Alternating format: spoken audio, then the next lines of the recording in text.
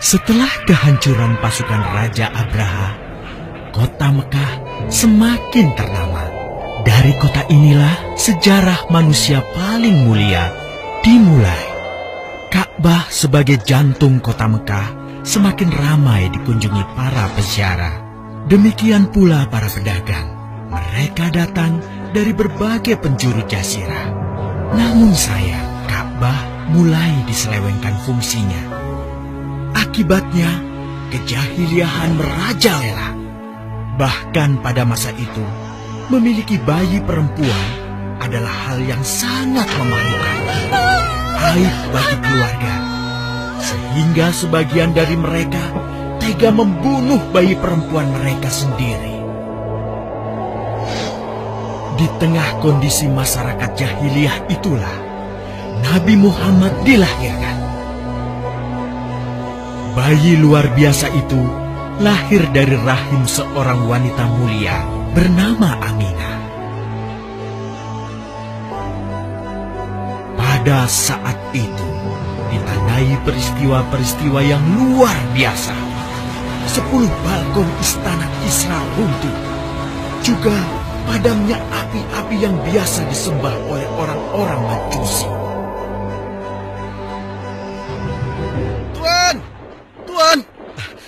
Tuan Abdul Muthalib, ada kabar gembira. Kabar gembira? Kabar gembira? Kabar gembira apa? Tuan, cucu Anda telah lahir.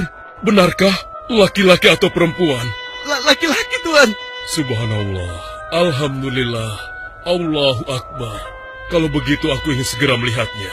Mari, Tuan. Setelah mendengar itu, Abdul Muthalib bergegas menuju ke rumah Aminah.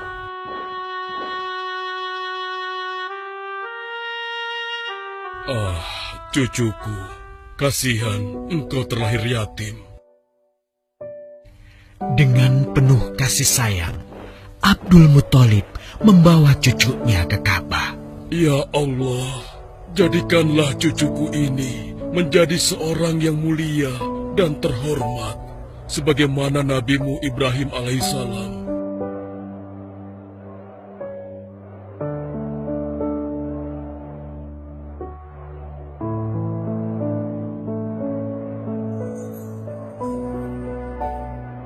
Siapa namanya, Ayah? Muhammad. Muhammad? Iya, aku akan menamainya Muhammad. Artinya yang terpuji. Kehadiran Muhammad kecil sungguh memberi kebahagiaan. Tidak hanya bagi keluarga Bani Hashim, bahkan seluruh kabilah suku Quraisy menyambutnya dengan sukacita.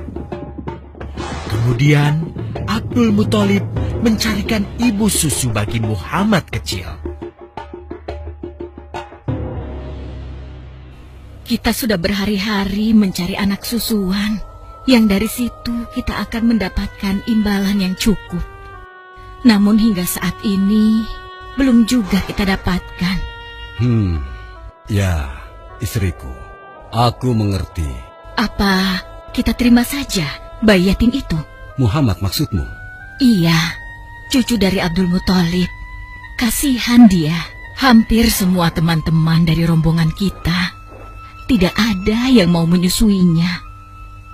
Karena tidak ada harapan untuk mendapatkan imbalannya dari ayah bayi itu. Betul juga engkau, istriku. Kasihan anak itu. Aku mendukungmu jika engkau susui dia. Mudah-mudahan Allah memberikan keberkahan bagi kita. Halimah segera mendatangi Abdul Muthalib. Dia bersedia untuk menjadi ibu susu dan pengasuh bagi Muhammad kecil. Betapa gembira Abdul Muthalib mendengarnya. Halimah dari Bani Sa'ad itu akhirnya dipercaya Abdul Muthalib untuk mengasuh cucunya 2 tahun lamanya. Ayo istriku, kita berangkat sekarang. Sebentar lagi suamiku. Insya Allah kita berangkat sampai anak ini kenyang. Kalau begitu, aku lanjutkan berkemas-kemas dahulu. Hah? Ada apa suamiku? Lihat, unta dan keledai kita. Mereka demikian sehat, tidak seperti sebelumnya. Subhanallah. Betul suamiku, tidak seperti kemarin. Demi Allah, kau tidak salah memilih istriku. Kau telah mengambil anak yang dipenuhi dengan barokah. Allah melimpahkan keberkahan atas Halimah dan suaminya. Mereka pulang ke kampung Bani Sa'ad dengan penuh rasa syukur. 2 tahun berlalu sudah. Tugas Halimatus Sa'diyah sesungguhnya telah usai. Saatnya Muhammad kecil harus dikembalikan kepada ibunya. Terima kasih Halimah. Engkau telah merawat anakku dengan baik selama 2 tahun. Tidak ada yang bisa kuberikan, kecuali aku berdoa. Semoga Allah memberkahi engkau dan keluargamu. Amin. Saya juga bersyukur diberikan kepercayaan dan kesempatan merawat anakmu, wahai Ibu Aminah. Namun, begini Bu, mohon maaf. Kalau boleh, izinkan aku merawat Muhammad lebih lama lagi. Aku masih sangat sayang padanya. Baiklah, kalau begitu aku setuju dengan usulmu. Bawa dan rawatlah Muhammad sebagaimana dia anakmu sendiri. Terima kasih, Ibu. Terima kasih. Begitulah, Muhammad kecil kembali ke tengah-tengah Bani Sa'ad. Ia tumbuh menjadi anak yang memiliki banyak teman. Karena kemuliaan akhlaknya. Tatkala berusia sekitar 4 tahun, terjadilah suatu peristiwa. Muhammad, Bu! Muhammad! Muhammad? Kenapa Muhammad? Muhammad dibawa orang. Hah? Dibawa orang? Diculik? Coba ceritakan. Ketika kami tengah bermain, tiba-tiba ada orang dewasa datang. Dia langsung membawa pergi Muhammad dan membunuhnya. Hah? Membunuhnya? Ya Allah, di mana?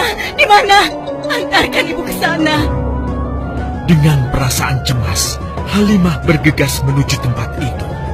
Dan dilihatnya, Muhammad kecil tengah terduduk. Muhammad, apa yang terjadi denganmu? Dengan sangat tenang dan jelas, Muhammad kecil menceritakan apa yang telah terjadi. Bahwa seseorang telah membelah dadanya, mengambil hatinya, kemudian mencucinya dan mengembalikannya lagi ke tempatnya semula. Maka sesungguhnya yang datang itu adalah malaikat Jibril. Dia ditugaskan Allah untuk mencuci hati Rasulullah sehingga bersih dari segala kecenderungan setan. Subhanallah, sungguh anak ini bukanlah anak sembarangan. Sebaiknya aku kembalikan saja kepada ibunya.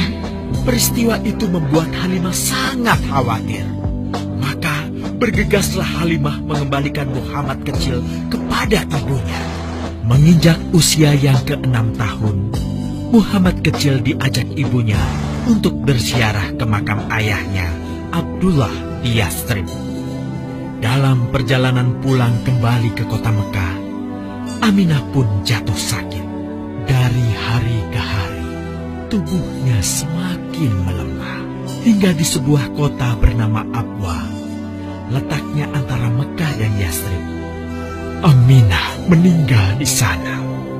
Dan Muhammad kecil pun menjadi seorang anak yatim piatu. Sejak itulah, Muhammad kecil dirawat dengan penuh cinta dan kasih sayang oleh kakeknya, Abdul Muthalib. Muhammad, sudah berhentilah memerah susunya. Insya Allah, sudah cukup untuk persediaan kita hari ini. Beristirahatlah sejenak. Makanlah agar kau tetap sehat.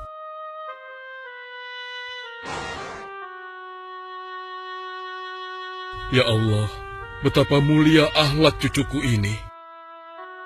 Namun, kasih sayang Abdul Muthalib tidak berlangsung lama. Saat usia Muhammad 8 tahun, Abdul Muthalib kakeknya yang sangat menyayanginya itu meninggal dunia.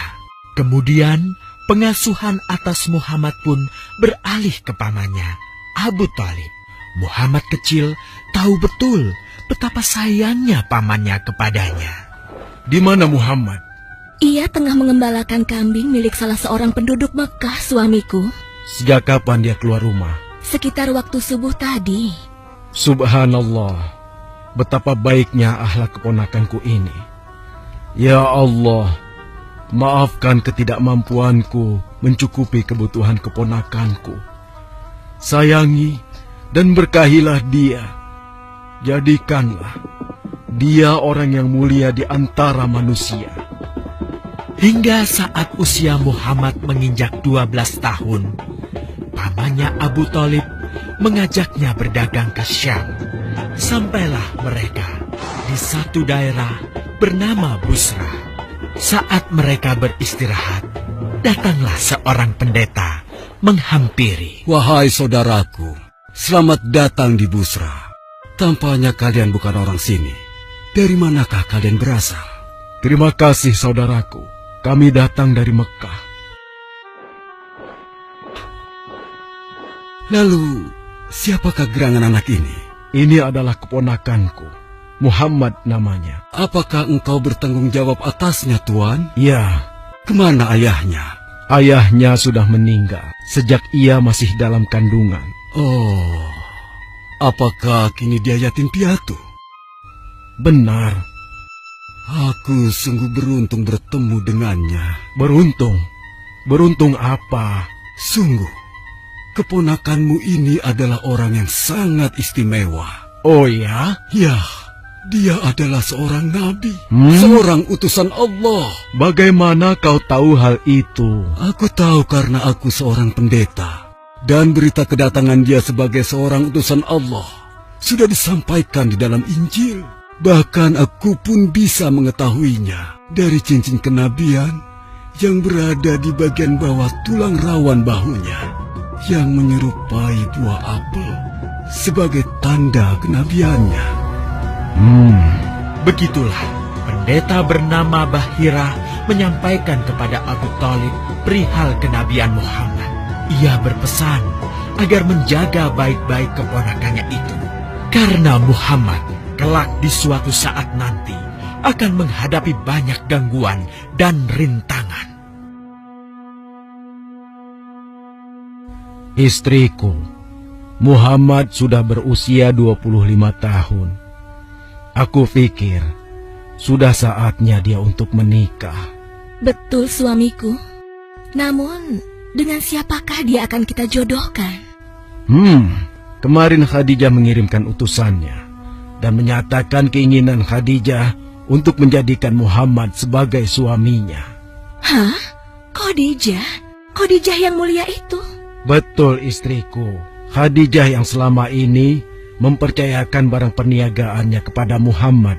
Kenapa dia memilih Muhammad? Ya, Khadijah mengagumi kejujuran dan kebaikan akhlak Muhammad. Menurutmu sendiri bagaimana? Aku pikir Khadijah adalah wanita terbaik bagi Muhammad. Kita akan melamarnya. Tepat di usia 25 tahun, Nabi Muhammad menikahi Khadijah yang berusia 40 tahun. Dari pernikahan itu, mereka dikaruniai Allah 6 orang anak. 2 laki-laki adalah Al-Qasim dan Abdullah. Sedangkan putrinya adalah Zainab, Ruqayyah, Ummu Kulsum, dan Fatimah. Namun, kedua putranya itu telah meninggal semenjak mereka kecil. Suatu ketika, terjadilah banjir besar di kota Mekah. Kabilah-kabilah di kota Mekah pun bergotong royong membangun kembali Ka'bah. Setelah pembangunannya selesai, terjadilah perselisihan antara pemuka kabilah tentang siapakah yang paling pantas meletakkan Hajar Aswad di Ka'bah. Abu Thalib, apa yang harus kita lakukan? Kita sudah bicarakan hal ini selama 5 hari, namun tidak ada titik temu. Aku khawatir akan terjadi pertumpahan darah. Sudah, begini saja. Kita sepakati bahwa masalah ini kita serahkan kepada takdir terbaik. Lihat pintu masuk Ka'bah itu. Siapapun yang pertama kali akan melewati pintu itu, dan siapapun dia, kita tidak boleh menolaknya. Setuju? Aku juga setuju. Baiklah, aku setuju. Aku juga setuju. Baiklah, kita perhatikan bersama. Tidak lama setelah kesepakatan itu, atas izin Allah, Nabi Muhammad menjadi orang pertama yang memasuki pintu menuju Ka'bah. Alhamdulillah, segala puji bagi Allah. Ternyata Muhammad, dan memang dia adalah orang yang tidak pernah kita temui ada celah. Betul? Betul. Betul. Betul.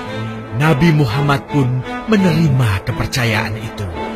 Dengan kebijaksanaannya, Nabi Muhammad meminta sehelai kain, lalu meletakkan Hajar Aswad di atasnya. Nabi Muhammad mempersilahkan seluruh pemuka kabilah untuk memegang ujung-ujungnya dan mengangkatnya secara bersama-sama.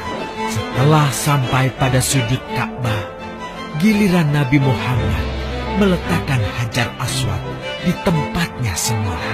Terhindarlah perpecahan di kota Mekah. Meskipun demikian, kegelisahan masih terus menggelayuti hati Nabi Muhammad. Kejahiliahan ada di mana-mana. Kezaliman dan kemaksiatan terus berlangsung. Ia tak habis pikir. Nabi Muhammad mulai merenung dan menyendiri untuk menghindar dari perilaku jahiliyah. Nabi Muhammad memilih tempat di sebuah goa di atas bukit sekitar Mekah. Goa Hiro. Dari mulut goa itulah Nabi Muhammad bisa memandangi kota Mekah yang dicintainya dengan pandangan yang lebih luas.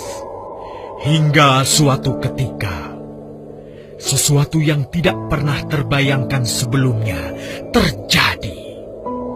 Tiba-tiba, goa itu menjadi terang benderang. Kemanapun arah mata melihat, di sanalah cahaya itu ada. Itulah malaikat Jibril. Jibril berkata, "Bacalah." Dengan gemetar, Nabi Muhammad berkata, "Aku tidak bisa membaca." Malaikat Jibril lantas merangkul Nabi Muhammad SAW dengan kuat hingga nafas beliau sesak. Seraya berkata lagi, "Bacalah." Sampai akhirnya malaikat Jibril membantunya setelah merangkulnya dan menyuruhnya membaca hingga 3 kali. Kemudian malaikat Jibril membantunya membaca. "Bacalah dengan menyebut nama Tuhanmu yang menciptakan. Dia telah menciptakan manusia dari segumpal darah. Bacalah, dan Tuhanmulah yang paling pemurah, yang mengajarkan manusia dengan perantaraan Al-Qalam. Dia mengajarkan kepada manusia apa yang tidak diketahuinya." Kalimat suci telah terucap. Resmilah sudah.